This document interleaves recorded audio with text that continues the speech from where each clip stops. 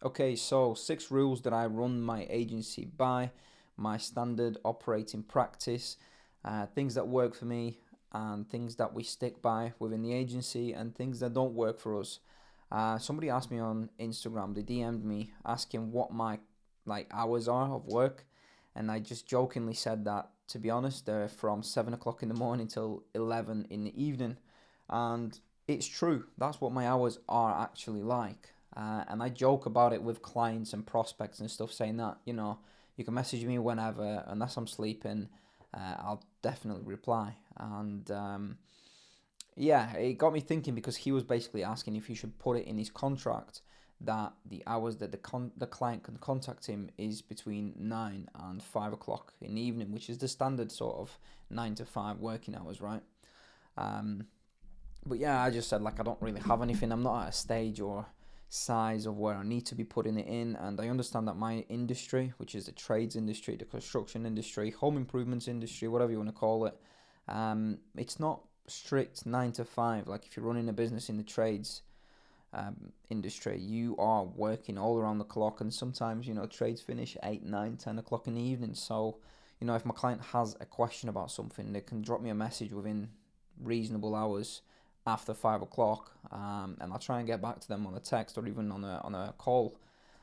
It's not unknown that I don't jump on a quick call. I don't know, like 7 o'clock in the evening, for example, and it's not like somebody rings me and doesn't sort of respect my time. They will message me, and then if I can, I will respond, or I will call them or whatever, right? But yeah, we don't really have standard operating times, but it got me thinking about the sort of things that we do stick by, and I've wrote them down and I thought I'd just cover them. So the first one, of course, is that the initial invoice needs to be paid before any work starts.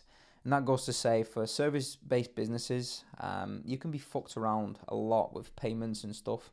So you want to secure your initial payment, however you work, whatever your structure is. You want to get the initial payment first before you do any other work. So we are now working on a performance-based deal with most of our clients, and moving forward, that's what we're going to be looking at because it works well, and it's sort of uncapped amount of money. And that basically consists of a setup fee. So the setup fee that someone was going to be paying us, we want to get that paid before we jump into any work at all.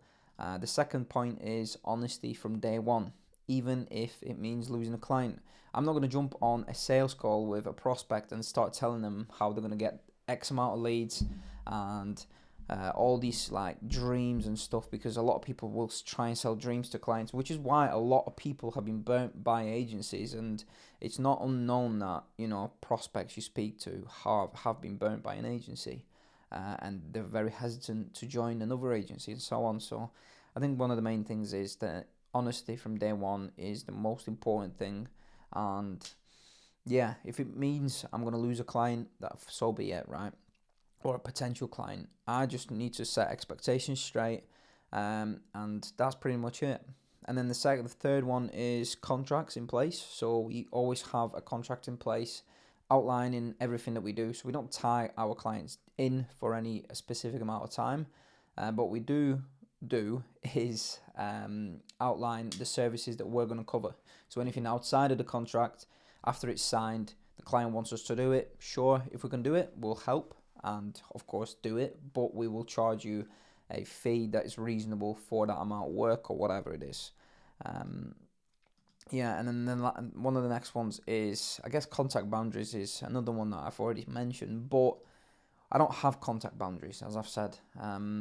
9 to 5 is, the norm, and a lot of people do understand that. Outside of that, you sort of want to text somebody and see if they reply, and then try and get in touch with them. Some people I've known in the past do not respect other people's times.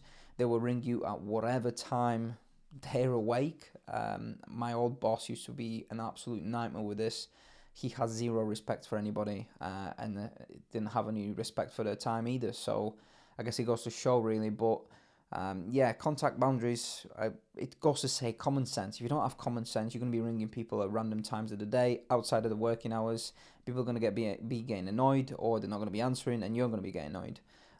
So just have normal contact boundaries, to be honest. Transparency throughout the process. I always stay transparent through our uh, through the process, whatever we're doing. And I guess it goes to the next point, which is communication with clients. I have constant updates with clients and like what we're working on. Even if it's just a text message, it will help you maintain your clients and it will decrease your churn rate if you're updating clients on what you're doing. Even if it's through a text, if it's through a Loom, if it's through a quick email, however you communicate with your clients, it's worth updating them what you're working on, what the results are, what the results aren't, what needs changing, what you're going to be changing, etc. I think it helps. And I sort of understand my agency and my market from both sides. I'm running the agency side of things now. I used to work as a contracts manager, so I know what needs to be done, and I know a way of having things done. So I guess I can see my client's perspective. And that's pretty much it, to be honest. I don't think I have anything else. I really quickly wrote this out, so I might have missed one or two, but it's late at night, and those are the ones that I sort of run my agency by. I'm probably sat here now looking at it, thinking I've probably missed one, but I don't know. Anyway, it's very late. For anyone that cares, we just launched our Q3 campaign a week late into Q3, but it's doing all right. It's got us a couple leads already in the first 24 hours on a very small budget, so we'll see how it runs and we'll see what results we get in the upcoming 3 months. And yeah, that's about it. Cheers.